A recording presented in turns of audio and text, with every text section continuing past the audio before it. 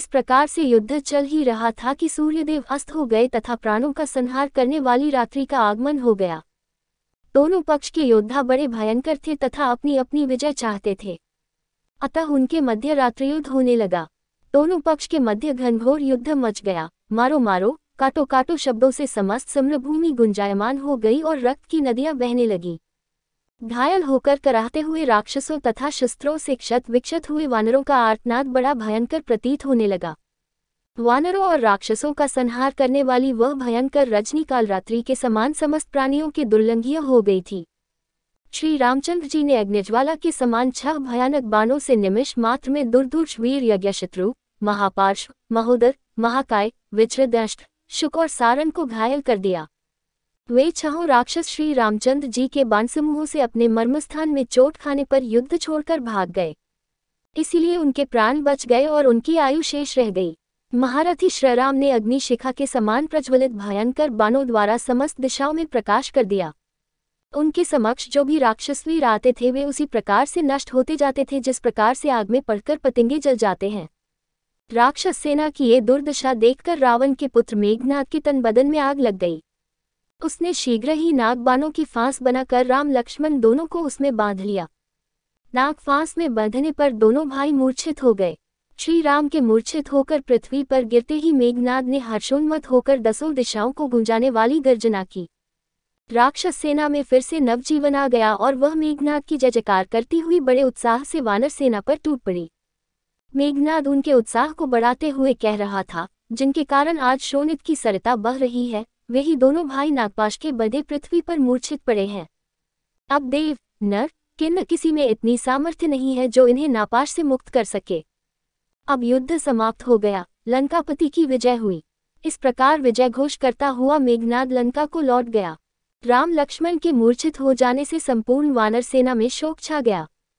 सुग्रीव, अंगद, हनुमान, जाम्बवंत आदि सभी सेनाध्यक्ष किंकर्तव्य विमूढ़ होकर दोनों भाइयों को घेर कर खड़े हो गए और इस विपत्ति से त्राण पाने का उपाय खोजने लगे।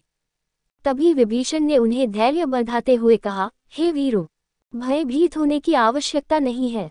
ये नागपाश इन दोनों भाइयों का कुछ नहीं बिगाड़ सकती और न वे मर ही सकते हैं, इसलिए तुम इनकी चिंता छोड़कर अपने अपने मोर्चों पर जाकर युद्ध करो। इन दोनों भाइयों को तुम मेरे ऊपर छोड़ दो। उधर जब रावण ने मेघनाद के मुख से राम लक्ष्मण के नागपाश में बंधकर मूर्छित होने का समाचार सुना तो उसके हर्ष का पारावार न रहा।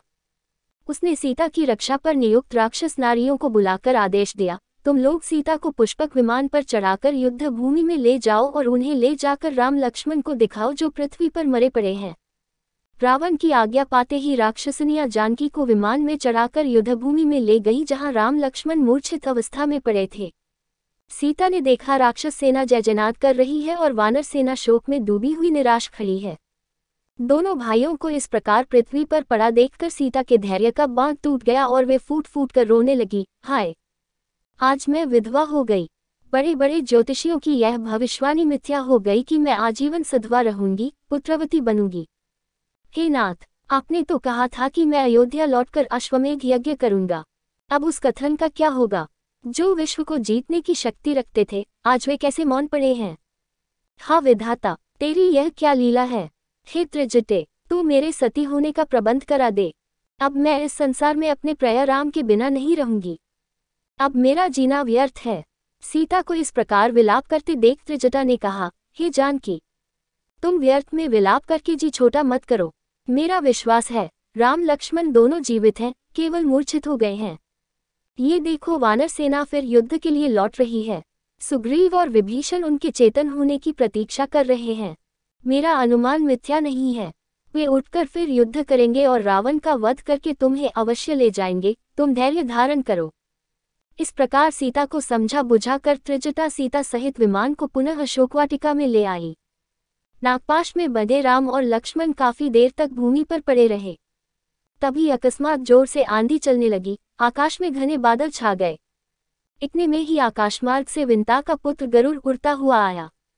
उसने दोनों भाइयों के पास बैठकर उनके शरीर का स्पर्श किया।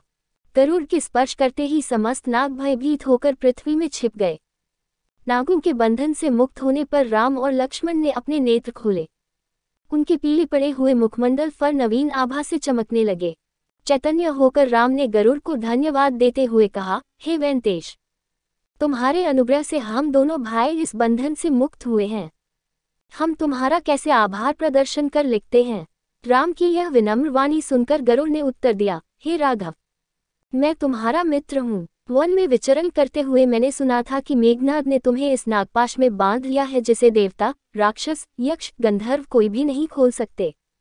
इसलिए मैं मित्र धर्म के नाते यहाँ आ पहुँचा और मैंने तुम्हें नागपाश से मुक्त करा दिया। भविष्य में अधिक सतर्क रहकर युद्ध करना, क्योंकि ये राक्षस बड़े कपटी तथा मायावी हैं। इतना कहकर गरुड़ ने उनसे विदा ली। राम और लक्ष्मण को पूर्णतया स्वस्थ पाकर वानर सेना के आनंद का पारावार न रहा। वे रघुवीर की जय जयकार करके बाजे नगाड़े, रणभेरी आदि बजाकर राक्षसों को भयभीत करने लगे।